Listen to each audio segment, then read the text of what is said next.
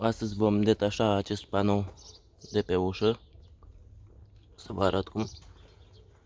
Și o să schimb cablul de la boxă cu acesta pe care l-am făcut eu aseară. Pus aici papuci. Dacă focalizează telefonul. Așa. Cablul e destul de gros, pentru că eu am schimbat difuzoarele și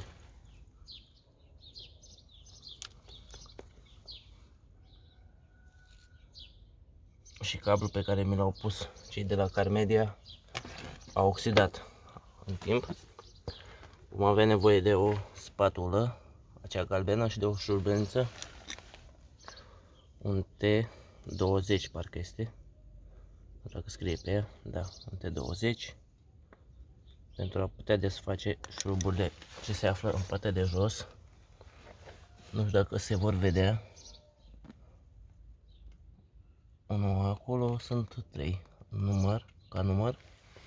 Restul e prins în cleme și mai are încă un șurub aici pe care eu nu îl mai am, fiindcă s-a rupt o clemă de la Twitter de aici. Așa. Acum să ne apucăm de demontat. Mai avem de scos din mânerul de la ușă încă două șuruburi tip stea, aici și aici. Acestea nu trebuie scoase, fiindcă sunt prinse de fața de ușă și nu necesită înlăturare. Vom avea nevoie de o șurubelniță tip stea mai lungă, fiindcă sunt prinse destul de tare și vor ieși mai greoi.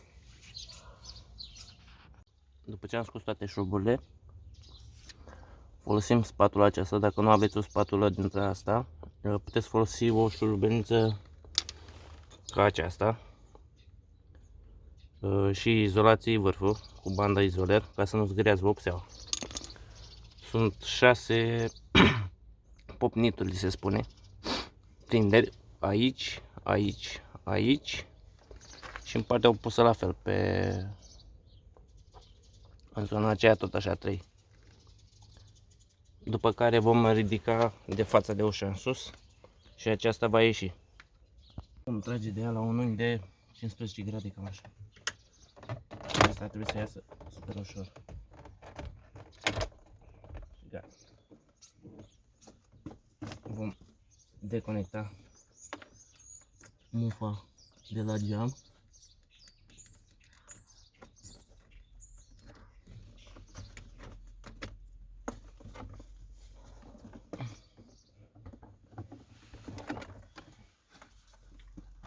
Nu voi mai deconecta această mufă, fiindcă it's a pain in the ass. Vom pune panoul de o parte. Așa.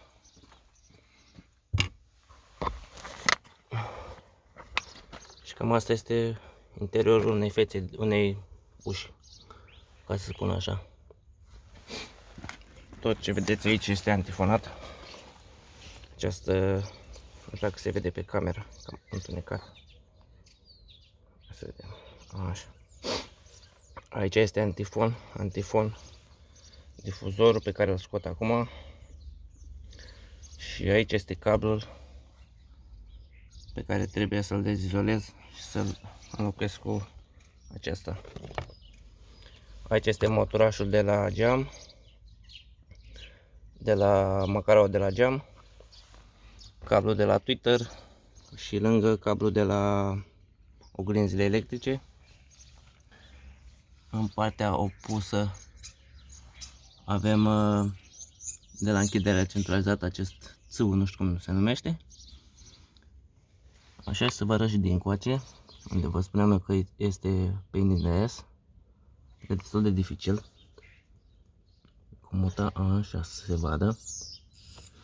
Aici, din ce știu eu, se introduce o șurubență tot așa în minus și se ridică din partea asta înspre partea dreaptă, ca să spun așa, cum priviți voi.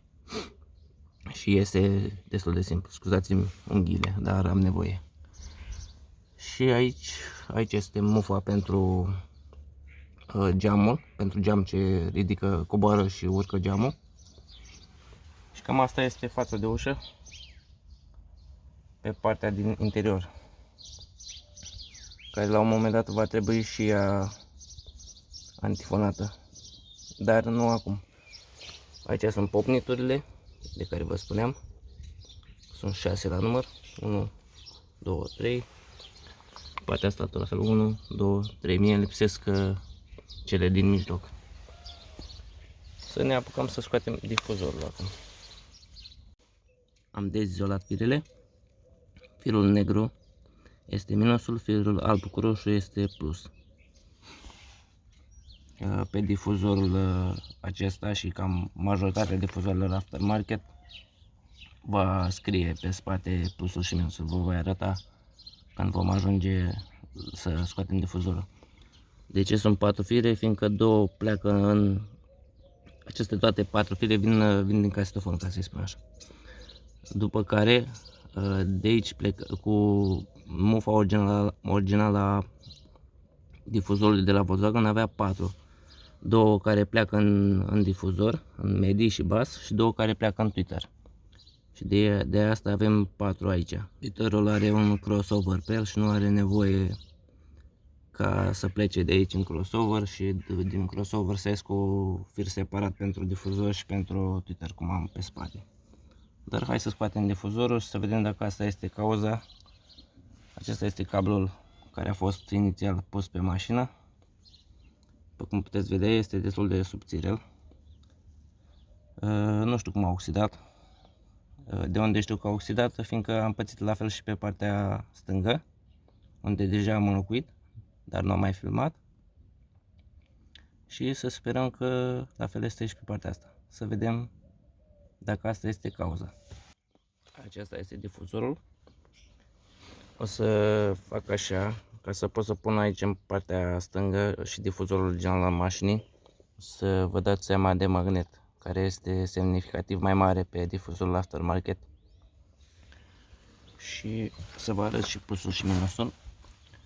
Sper ca să se vadă, da, după cum puteți observa pe pin, aici în zona asta, minus plus. Aici avem un inel de prindere, fiindcă dacă puneam difuzorul fără inel de prindere, magnetul atunci când cobora geamul îl atingea. Geamul, magnetul, geamul. Și bănuiesc că atingea și în spate. Dar asta și acest inel este din MDF. Există și de plastic și de MDF. Depinde fiecare cum consideră că își pune. Prețul este la fel. Calitativ, nu știu dacă e vreo diferență între ele.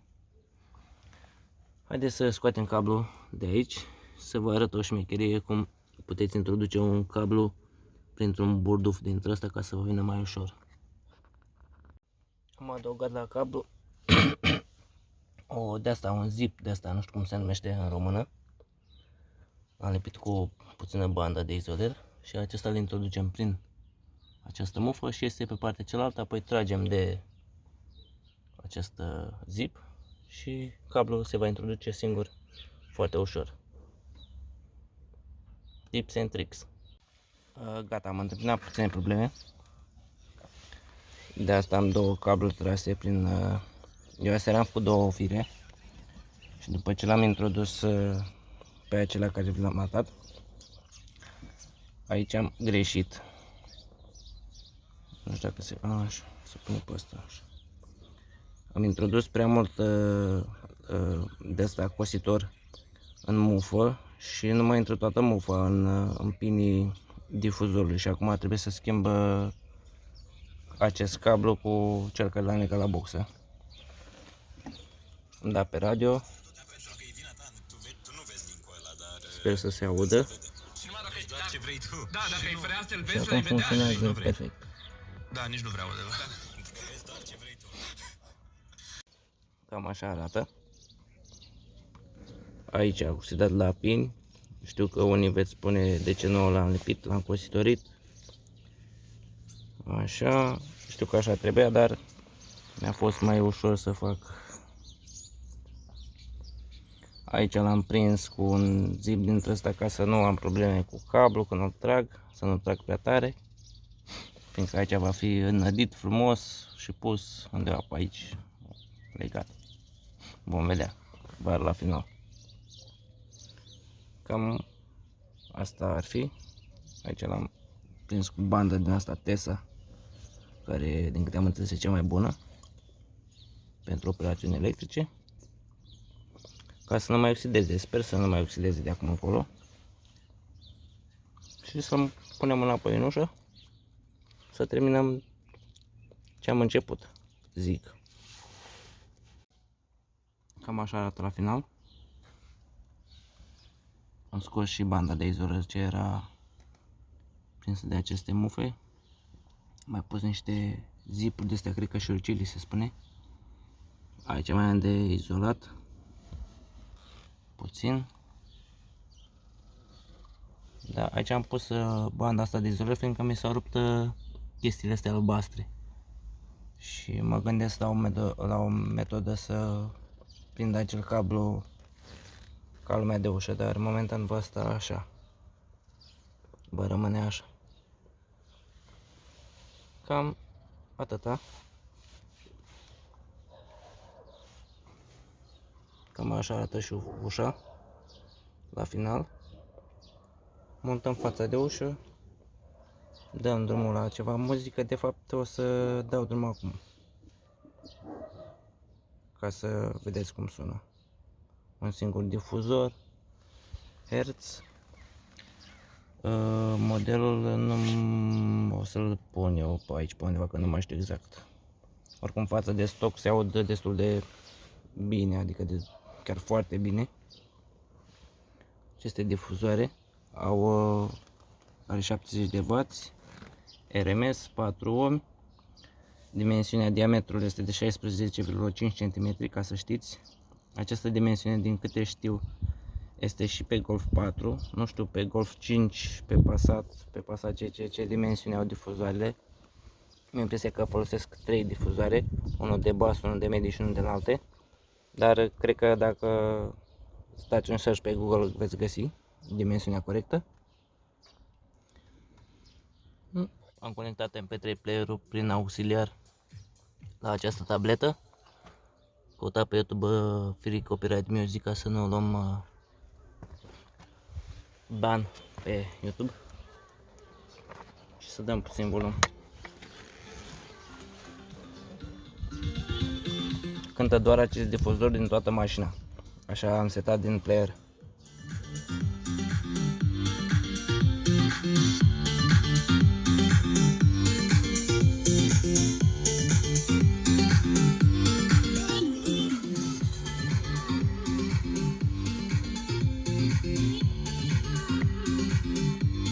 Volumul maxim la acest player este de 62.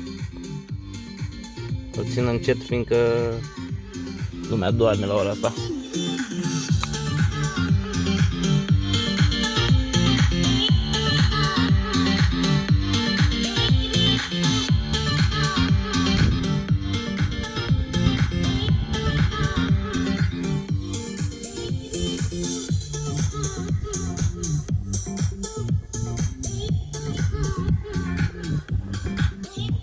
Haideți să mai căutăm o melodie.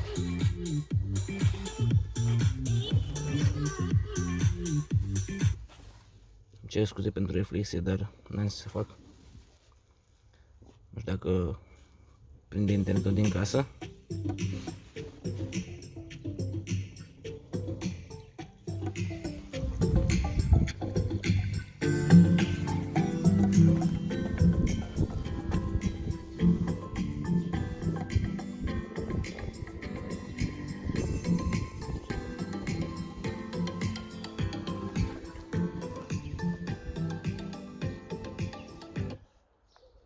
A căzut internetul. Haha. Da, cam atâta. Punem față de ușă înapoi și încheiem acest video. Gata, am terminat de montat. Fața de ușă se pune la fel cum a fost scoasă. Înainte de a monta șuruburile și fața de ușă, asigurați-vă că ați conectat toate cablurile, toate cablăraia la locul lor, toate mufele. Apoi puneți fața de ușă, testați dacă vi se închide geamul, dacă se închide sau deschide mașina și apoi puneți fața de ușă și montați șuruburile toate. De ce zic asta cu închiderea mașinii? Fiindcă poate n-ai conectat un cablu și nu se mai închide acea portieră și rămâi cu mașina deschisă. Cine știe, se mai întâmplă. Oricum, trecem peste. Acum cântă toate difuzoarele din mașină.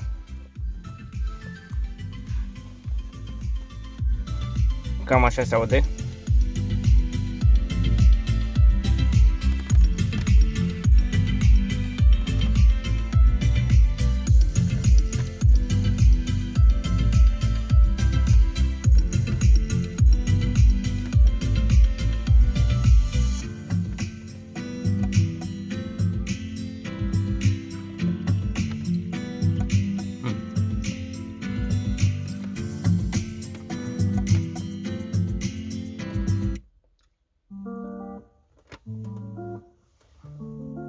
Mai trebuie puțin umblat la setă, dar nu e problemă.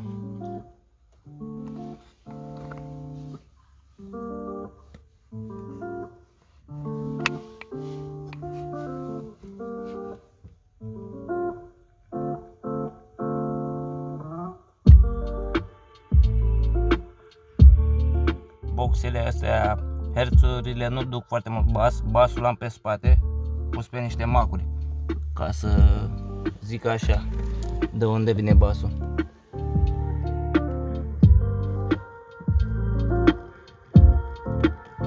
Haideți să dăm doar pe față, să ascultați doar fața.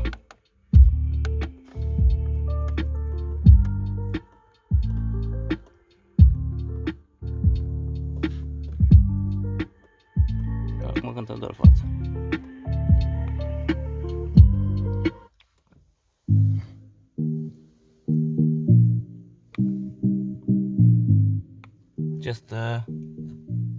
Da, e de la YouTube. M-am speriat puțin, am crezut că am paraziți pe sunet, dar este de la YouTube. Nu știu dacă se aud.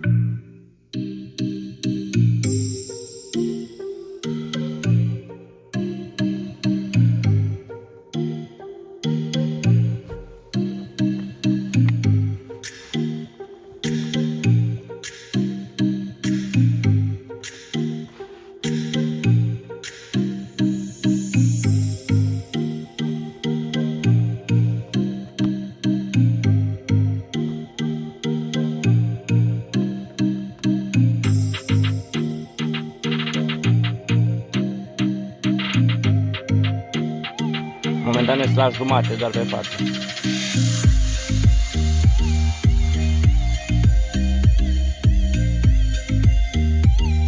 Și cântă după YouTube, deci calitatea nu prea e, cine știe ce.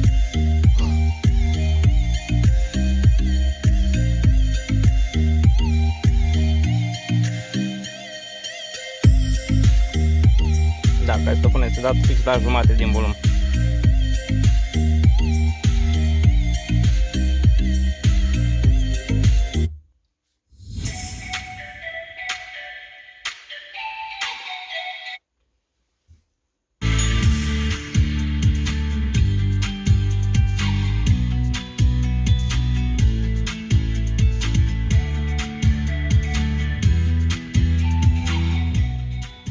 Cam atât pentru astăzi. Vă mai zic că aici, în acest spațiu, voi încerca să mut tableta asta de aici, să o pun aici. Da, va veni undeva cam ceva de genul ăsta, așa, scuze. Cam așa. Stați 2 secunde să iau alt cadru. Da, tableta va veni undeva cam așa, ceva de genul. Într-un final sper să reușesc, că cam lată și e posibil să modific, dar ca și înălțime încape perfect, 2 din. Ca lățime nu prea și niciun iPad nu cred că încape, că e mai lat, ca să spun așa, e mai mare. și mi-acoperă și paharul, am văzut pe YouTube. Dar oricum se poate pune, nu e greu. O să schimb și playerul ăsta cu unul prin Bluetooth și atunci semnalul va veni prin Bluetooth. Fiindcă playerul va fi prin Bluetooth, îmi va permite să îl împing mai în spate și va veni cam pe la jumatea mestea acest sertar, va veni cam undeva, să zic, 2-3 cm mai în spate față de ăsta, de jos, și îmi va permite să montez tableta tot la fel pe magnet cum o am și acum pusă. Dar asta pe viitor. Să vedem dacă merge. Și cam atât. Herțurile se aud bine. Mă bucur că am reușit să fac boxa. Mă speriasem ieri că, bă, de ce nu mai cântăm muzica la mine în mașină pe partea dreaptă. Și se pare că s-a oxidat cablul și s-a oxidat fix de la mufe. Și am impresia că se oxidează din cauza temperaturii. Frig, rece, rece, cald, frig și iarăși tot așa intemperii dintre astea și din cauza asta se oxidează, fiindcă este cablurile fiind pe exterior, unde este și tabla, automat temperatura trece mult mai ușor față de cum ar trece în mașină. Dacă aș fi pus boxa în mașină, adică dacă ar fi undeva aici cablurile, n-ar mai fi o problemă. Dar vom vedea pe viitor. Pe partea asta e rezolvată, pe spate am cablurile destul de bune. Oricum, dacă mai pică ceva, am găsit sursa necazurilor. Pe spate o să schimb macurile cu alte difuzoare. Mă gândeam la niște herțuri Kanto, dar sunt cam scumpicele. Sunt vreo 8 milioane setul. Au 100 de W RMS și 300 muzicale. Tot 4 ohmi. 93 sau 94 de decibeli. Acestea au 93,3. Parcă și macurile de pe spate au 90. Și credeți-mă, acei 3 decibeli fac diferența foarte mare. Deci pe spate se aude mai încet și pe față se aude mai tare. De asta vreau să le și schimb. În rest, tutto bene. Gata. Ciao.